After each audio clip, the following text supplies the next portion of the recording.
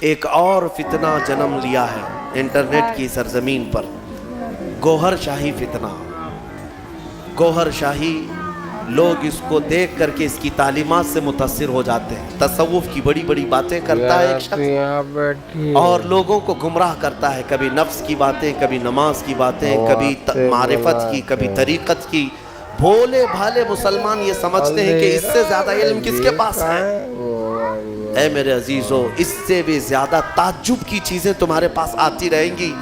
حضور پاک نے بہت پہلے ہی بشارت دی ہے کہ ایسی جماعتیں آئیں گی، تمہیں پتہ نہیں ان کے چھپے ہوئے عقیدے۔ یہ گوہر شاہی فتنہ کیا ہے؟ یہ اپنے ایک پیر کو مانتے ہیں جس کو یہ کہتے ہیں کہ وہ رب الارباب ہے، معاذ اللہ، یعنی تمام خداؤں کو بھی پالنے والا ہے۔ وہ پتہ نہیں کون سے خداؤں کو پالنے والا ہے، لیکن ان کا عقیدہ یہ ہے کہ وہ رب الارباب ہے۔ یہ لفظ ہے، میں نے سنا ہے، کھلی ہوئی، یہ کھلا ہوا ارتداد ہے، ان کا اسلام سے بھی تعلق نہیں، اور لوگ اس کو تصوف کا بادشاہ سمجھے بیٹھے ہوئے، کہتے ہم کو سیدھا راستہ مل گیا۔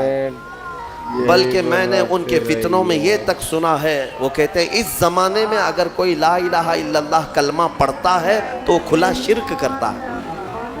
اب یہ کلمہ نہیں چلے گا، گوہر شاہی کلمہ چلے گا، اس کے پیر کا کلمہ چلے گا۔ نعوذ باللہ من ذالک۔ نبوت کا بھی قریب قریب دعویٰ انہوں نے کیا ہے۔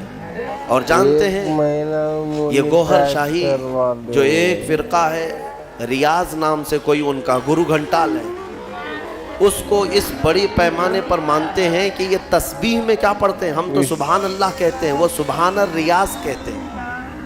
نعوذ باللہ من ذالک۔ میں بھولے بھالے سنی مسلمانوں کو سمجھانا چاہوں گا کہ صرف جو دکھنے والی چکا چوند ہے اس پر مت چلے جانا۔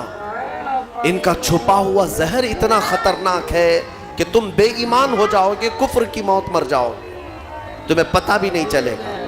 ہو سکتا ہے 90 باتیں ان کی اچھی لگتی ہوں، تصوف کی، طریقت کی، معرفت کی، لوگوں کو کا دل موہ لیتی ہیں باتیں۔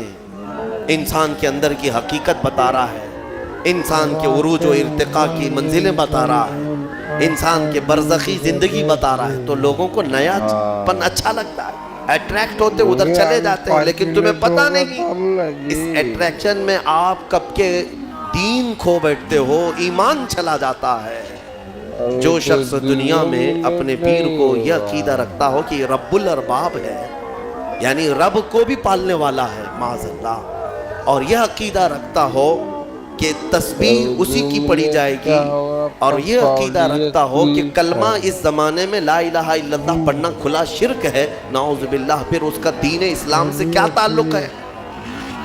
یہ یہودیوں کے پالے ہوئے وہ لوگ ہیں جو اسلام کو پڑھتے ہیں اور اسلامی لباس پہن کر کے ہماری جماعتوں میں آتے ہیں۔ لہٰذا میں سب کو الرٹ کرنا چاہوں گا، اس فتنے سے اپنے آپ کو بچاؤ۔ میں بہت دور دور جا کر کے دیکھا، چھوٹے چھوٹے علاقوں میں صرف انٹرنیٹ کو دیکھ کر کے لوگ اس کے مرید ہو گئے، اس کے گرویدہ ہو گئے، اس کے پیچھے ہو گئے۔ کسی وقت انشاءاللہ العزیز میں پورا آپریشن کروں گا اس کا، اس لیے کہ میں بہکتے ہوئے کئی لوگوں کو دیکھا ہے۔ بہرحال آج سورہ انبیاء کی ہم نے تلاوت کی، مختصراً میں عرض کروں، حضرت سیدنا ابراہیم علی نبینا علیہ الصلوۃ